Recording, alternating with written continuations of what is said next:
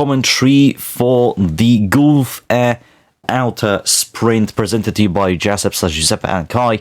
We are here at the Bahrain Outer Layout, the track that recently has gained a lot, and I mean a lot, of traction thanks to the Formula 2 and F1 races there. We're here with GTWC, the double-header race today.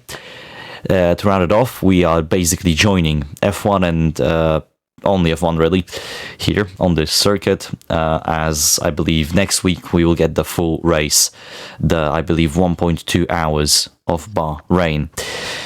Yeah, I mean there's not much to say. The track is a little bit over 3 kilometers long, and it's a straight line speed demon. So anyways, on pole position, the biggest surprise I think of this weekend is Henry J. Brown in his Renault Ligier car, putting it on pole position. I mean, yeah. Joining him on the first row of the grid is Radko Betes. He's getting faster and faster with each race we go to. That Ferrari, I'm a bit scared. Then the rest of the grid, we have Keith McHugh in P3. He is really pushing for it, and he's really coming back to motorsport. And we have Yoshida, Tamer de Jong, Simon Sykren, Tobias Great, Tom Kimmy, Mark Tander, Mick Johnson, Isabel Harvey, Rostislav Elmanov, Michael Southball, Didiana Lonchar, Lao Chiming, Bob Rick, James Bell, Andrew Klein, Samuel Hutchinson, Dale Webber, Daniel Bouchard, Woobs Agerford, Percy Coudert, John Keefe. But what did they press? Okay, there we go. Arrow Schmitz, Giuseppe Stella, Yaya Tunde, John Voda, Mihail Volchino, Tony Andretti, Marcus Brown, Jan Voda Jr., Maisie Childs, Maximiano Tommaso, Laszlo Shalai, Thomas Nisbet, Tin Anderson, and Anna Peter rounds of the grid. Let's go then. 2. The 5 red... Oh, I activated mirrors. Why did I activate mirrors? Jesus Christ. Let's go. 5 red lights. The light side is green here in Bahrain as we go away for the first race here, and Radko Betes immediately gets a good run here. Will he go to the inside? Yes, he go. I mean, he had nowhere else to go into turn 1. Does he make the move for the lead? Yes, he does, and he's there. I think that's Tamer de Jong going wide there. Do we see any crashes? No, but Tunde goes wide as well. I think that's Charles off as well. Yoshida now into P2. Henry J. Brown dropping to 3rd.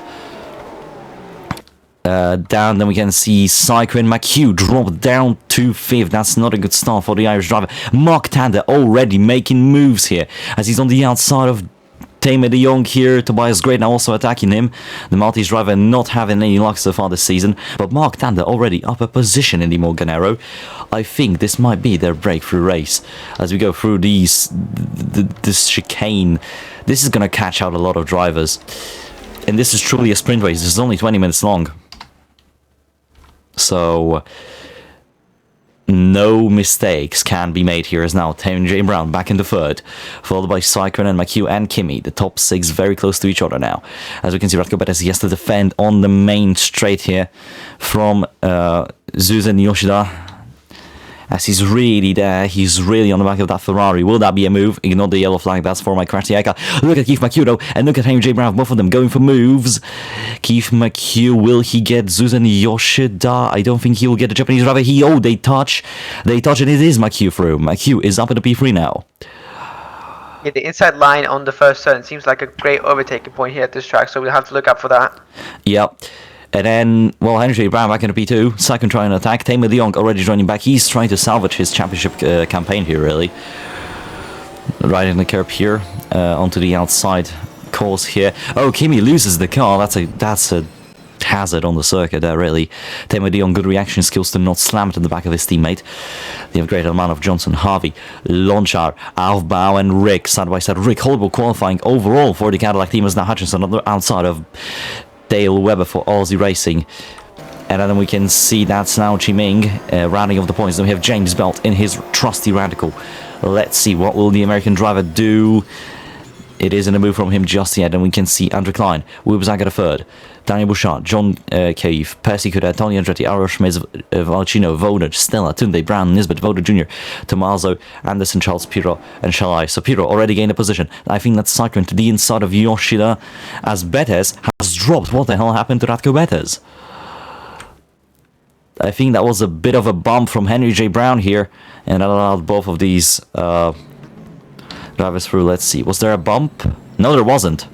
There wasn't a bump. Radko Bettis got pressured into that mistake. As that's now cycling to the inside of Yoshida, gets the move on. Tammy de Jong, side by side of the Bentley driver as well, and the Bentley driver loses yet another position. This is not looking good for the Bentley outfit. On board with Tobias Great, finally having a good race. And nothing. The Audi team so far unlucky, only 1 point. Scored thanks to Marcus Brown in the previous race. They really need to pick up the pace if they want to be considered a serious team at all. I mean, they're a manufacturer team, so... Psycho now on the back of Radko Bettis. The battle for the lead is really getting tight as... Anna Piro, what happened to her? She's lost a lot of pace. Got overtaken by Shalai to the inside here. Oh, she just died. Okay, understandable. Psycho now to the inside of Radko Bettis. The Ferraris might actually start to struggle a bit, but Psycho doesn't make the move. Bettis covers him off. No damage yet for any car, which is good to see, I'd say. Schmidt, no, come on. I say that. Schmidt goes in the back of Tony Andretti. Oh, that is just... Andretti just goes a bit wide here. Kuder makes that. Andretti locked up, I think. And... I don't know. Dice into Andretti. I think that's just a racing incident. Yeah, I agree. And now Stella to the inside of Schmidt, but I don't think that's good because, well, Schmidt has to pit. So... Oh no, he's not pitting this lap, so he's pitting next lap, but still. Might cause some troubles as now Launchar to the inside of Visible Harvey. Porsche doesn't seem to be so quick around here, which is a surprise considering how much of a superpower they are. Well, I mean, as I say that, Tim de Jong is in 5th, so... Timing. Yeah, my timing is absolutely perfect. Everything I say gets contradicted. Bettis now catching back up to Henry J. Brown and Keith McHugh. If Henry J. Brown would win this race, he would do pole and win. Oh! McHugh and Bettis touch. There's some questionable lines there from Keith McHugh. Yeah, honestly, Henry J. Brown really needs a good result. Yeah, I mean, he's a quick driver. Has been unlucky in the past few races. Now, I think it's his time to shine. Yeah, that's a beautiful screenshot. I really like how this track looks. Even on low detail, to save some frames, the cars look amazing. As now, the top 4 is closer than ever, I think.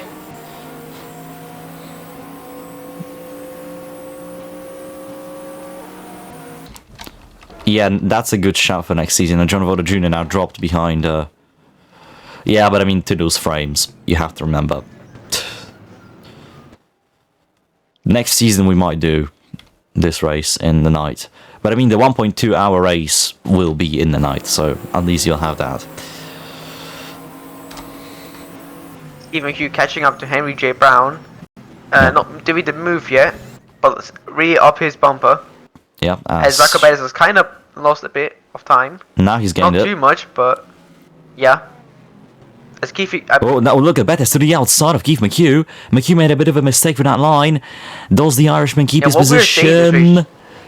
Yes, he does. That allowed Cyclone to catch back up. And now Tammy de Jong is also there. Yoshida with a bit of a gap and now is being harassed by the Morgan arrow of Mark Tander. This man. Yeah, what we're saying this race just gets contradicted immediately, which is kind of funny. Oh, that's great to the inside of Ulmanov. A bit of contact between the two.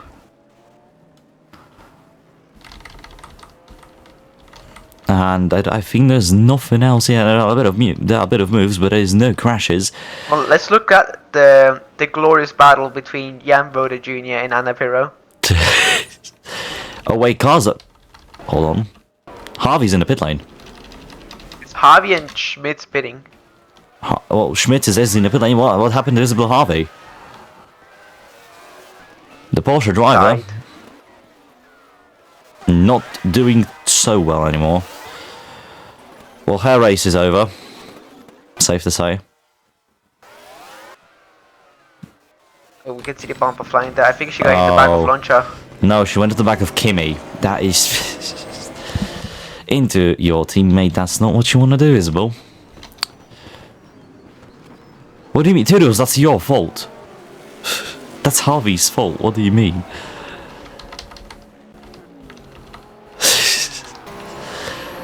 Rick and Bell battling the Battle of the Legends. Oh my god, look at this, guys. The gods. Bob Rick, a man who's really in championship contention versus James But there's no debris actually flying. Yeah. Oh, that's Tamer de Jong. Oh, the Porsche's race is going even worse now. Is this... Oh my god. De Jong has the... Cue the laughing track. Just cue the laughing track. I mean, Bettis goes wide. And De Jong just straight lines it. He doesn't like accept Bettis' existence.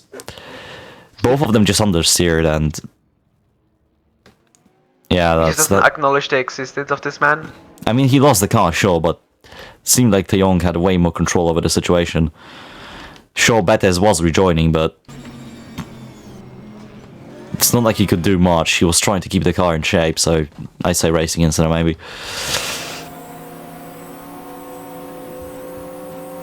As now here we have Cyclone, I think it is, because Cyclone, Yep. Oh, here we go. talk about...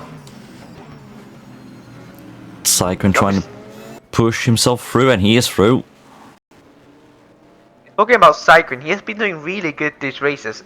Being third in Bathurst and second in Enna. And if he gets a great result now, I think he's been really consistent.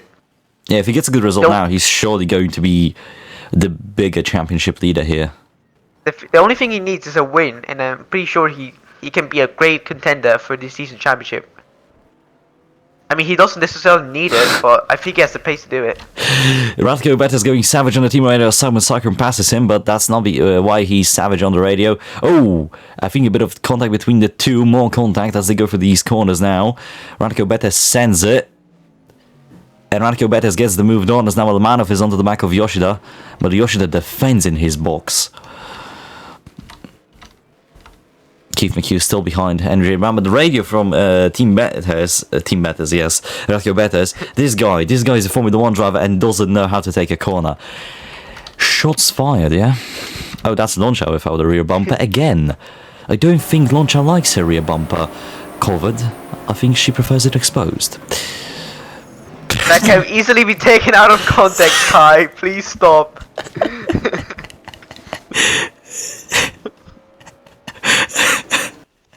Well, listen, she hasn't had a front bump. She hasn't had a rear bumper in any of the races we did so far. Okay, it's not my fault that I'm spitting mad facts.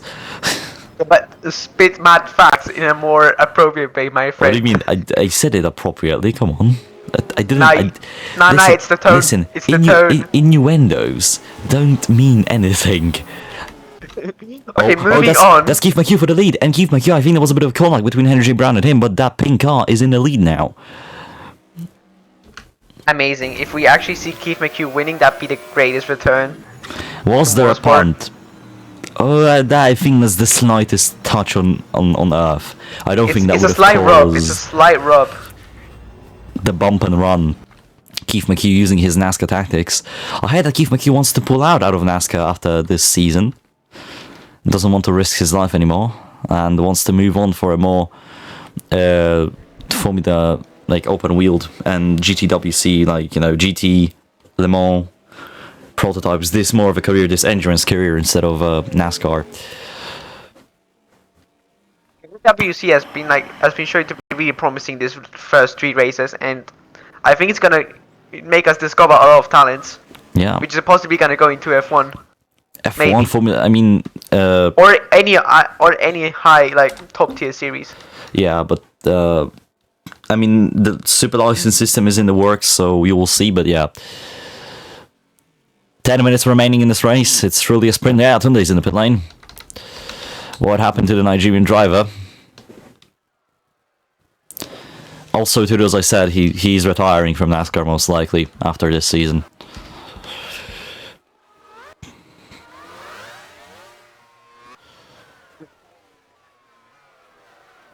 from Who's NASCAR. retiring after Like, this season? Keith McHugh. He's staying in MMS as a driver, just NASCAR. Oh, that. Nisbet's drivers colliding each other. Bruh. That's totally on Tunde. That's not how you do a bump and run today. Yeah. I know you want to copy from McHugh, but not in that way. Look at the McLaren though, that's Alvan, Kimi Dan, I believe Launcher, and one more car battling for positions. There are battles all around. As Henry J. Brown still following Keith McHugh, that's allowing Ratko Bethes and Simon Sakho to catch up. Rastislav Elmanov is another interesting character in this whole season, and I think he doesn't get enough attention. Well, he got a lot of attention and Pergusa due to his questionable moves, but pace-wise, he's good. Also, I don't know why, Jessup, do you also see this? Anderson in the pit lane, I'm going to see that in a second, but the Glickenhausen onboard looks like a Formula E Gen 2 car. Let me see. Hold on. Let's just see what happened to Tim Anderson. Oh, he lost the lip. Oh, there's going to be... Oh...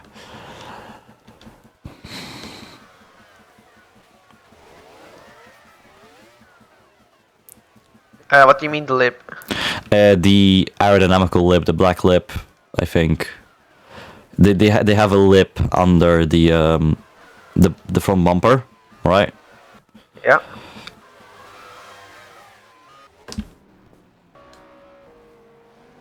I don't know where that's happened, but it happened somewhere. Well, it happened somewhere, but well, I think it's just a bump. It's not that important. We have a whole battle for the lead to now look at. A 5-way battle, mind you. I don't know. Does it really look like a Formula E car? Well, the canals? Look, the onboard. The onboard looks like it. Kind of. Yeah, kinda. Not really, but a bit. Yeah, because the wheel covers look very similar. Now Simon Syker to the inside of Henry J. Brown and Ratko Bethes, and the double overtake has been pulled off, and now Simon Syker is leading. Well, McHugh is leading, but it's a Mercedes 1 and 2, obviously not teammates, as there's bumper damage. There's bumper damage in turn 1. Who's lost the bumper? Who's the dirty? Who's the dirty? Come on. It's not launch high. Shut up, man. Oh, that's just the rear bumper of Aga the Third. What the royalty is in the points, so run for your lives. Yeah, now cycling on the back of Keith McHugh. Talking about Aga the Third, he had a big crash in Elafagusa, so... So what is it? Third, second, and maybe now the win for Simon Sykeron, as he's getting bummed by Henry J. Brown there in the final corner, and Susan Yoshida now also catches up to these guys. Oh boy, this race is really starting to kick off now. Ratko Bethes has lost some time to Henry J. Brown. We can see the top three kind of separating into, well, the top 6 separating into groups now. Simon Sykeron a bit of a bump onto Keith McHugh some more. And that's Yoshida overtaking Bethes. Johnson is catching up to this battle as well, but here we go, the main treat of this race. Simon Sykeron versus Keith McHugh.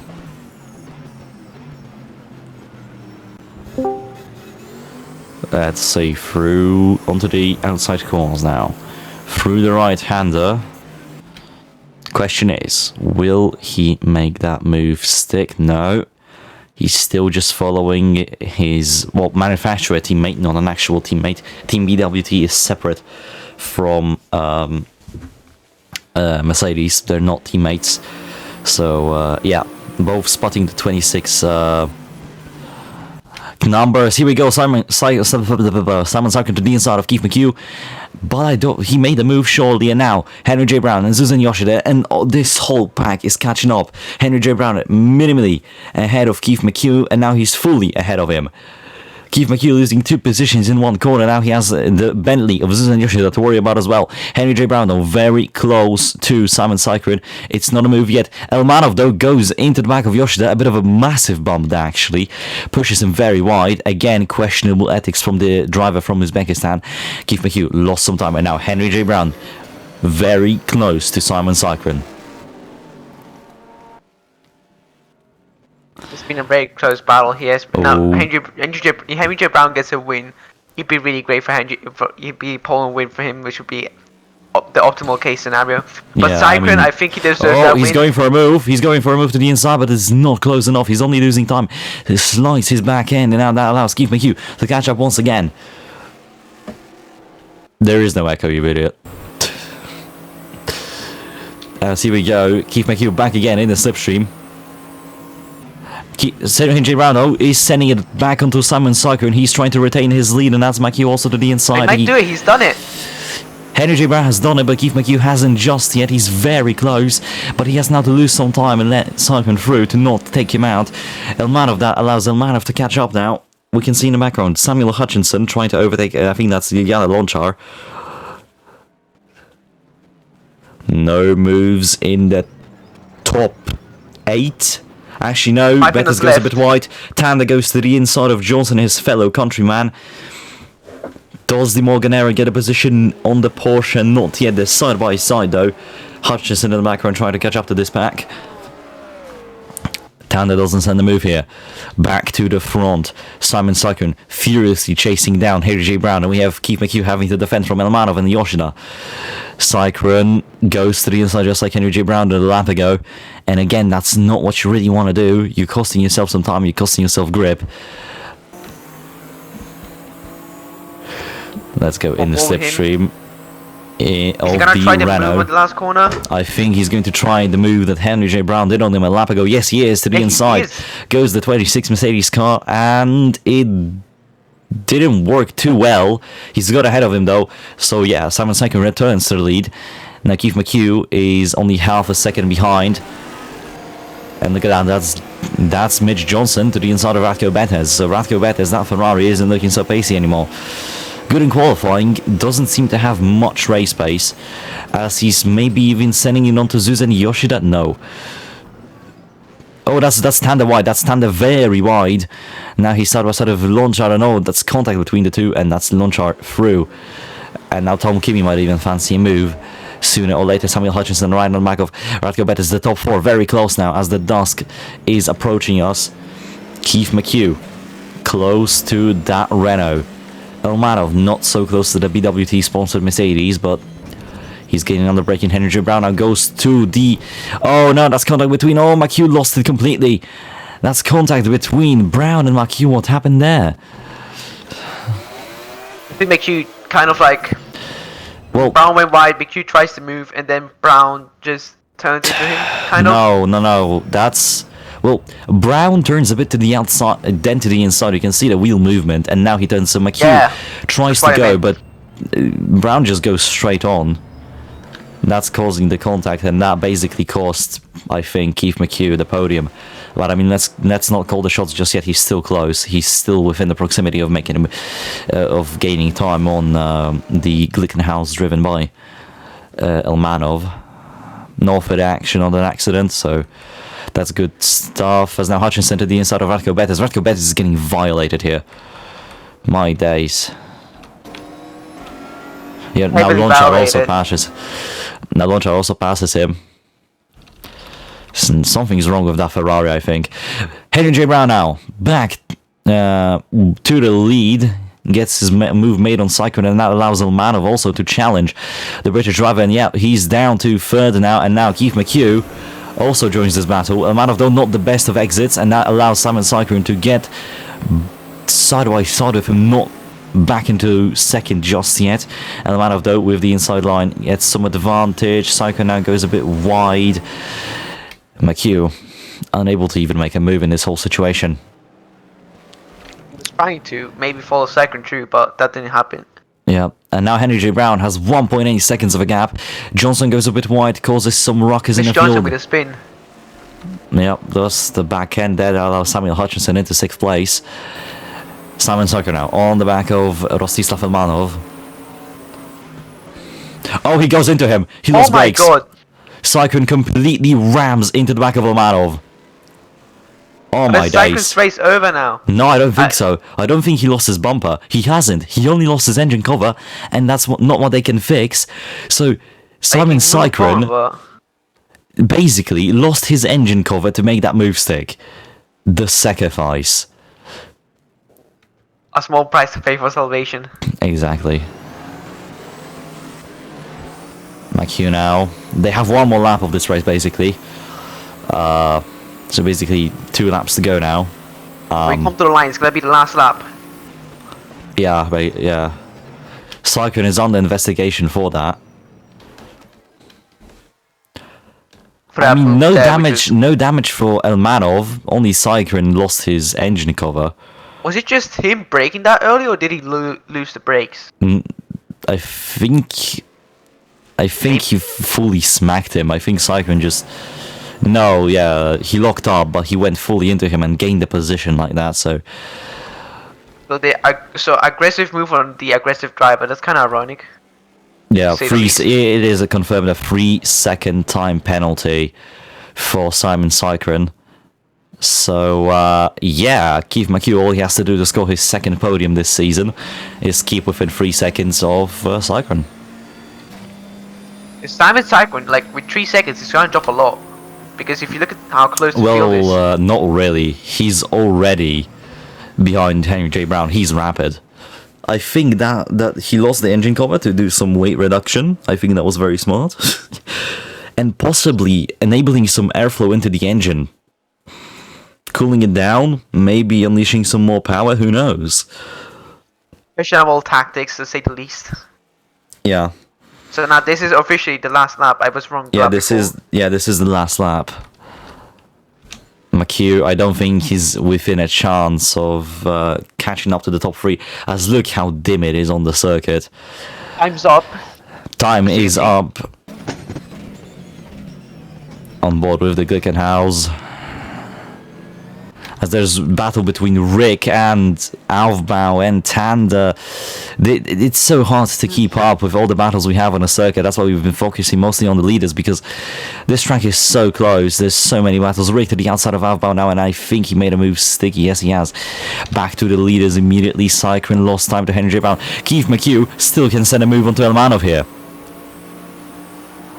He's gaining in the slipstream as the circuit is very dark now. Elmanov goes for the move, but he's only going to lose time. I think Henry J. Brown is going to win this race. Yep, Henry J. Brown goes for his first career win. And he's going to win the Outer Sprint sponsored by Gulfair. That means we have Elmanov in P2 and Keith McHugh in P3 because of the Cyclone penalty. And now they go 3 wide into turn 1. Muppets. Anyways, from interesting finishes, there's a lot. I've missed a lot of battles, sadly.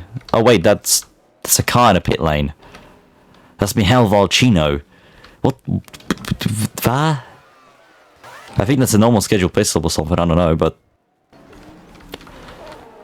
you know what? Retires. I'm not questioning it.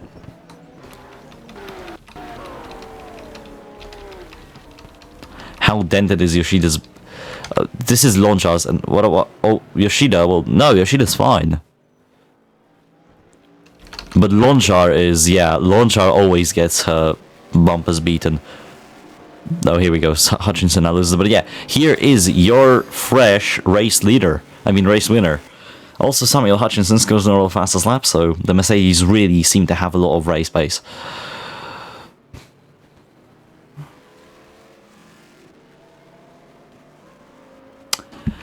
Right, so, Jasip, driver of the day. To be honest, I gotta say, I am not exactly sure, but probably Henry J. Brown for that great drive he made and to keep the win and not like to get his first win. You know what? I might say Samuel Hutchinson. He started 17th or something like that. Pushed himself up into 7th, so good drive from him. Elmanov? Yeah. Started 11th, not bad. Keith McHugh? Well, Keith actually had good qualifying, so there. Yeah, so that's the results for this race, and that ends today's doubleheader. Won by Henry J. Brown. Second, we have Simon Cyclone. Third is Elmanov. No, Cyclone is that. Oh yeah, sorry. Cyclone will drop to 8th.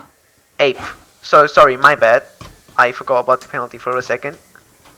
So Cyclone being 8th, we have Elmonov 2nd, Miku 4th, Yoshida, no, like it's hard to read the standings because yeah. Anyway, you kind of get the idea of You the get the results. point. Bettis lost a lot of time, lost a lot of positions. Yeah. So that wasn't a great race for Bettis Bettis. lost 8. No, Bettis I think lost 10 positions this race. Yeah, that tragic. Bob Rick, Gained a few positions to be fair. yeah, still got himself in 10th, which is still decent for the championship. But Yeah. if he really wants to win and get good results, he has to get better results and be consistent up there. I mean, he's got lucky that Simon Cyclone got that penalty. Otherwise, Simon Cyclone would have been the championship leader, I'm pretty sure. Though I'm not Yeah. sure, but Yeah, I believe Cyclone will be championship leader due to his consistency. But anyways, thank you guys so much for coming to this race. Next up, we have the 1.2 hours of Bahrain. Be sure to check that out because, man, that will be a good race. And it will be an endurance race. But anyways, see you next time. Welcome to 2021. Let's make a good day. Let's make it one of the best years for MMS. Let's make it better than 2020 at least. So yeah, see you next time. And be sure to be safe on the roads and wear your seatbelt. Bye bye. goodbye.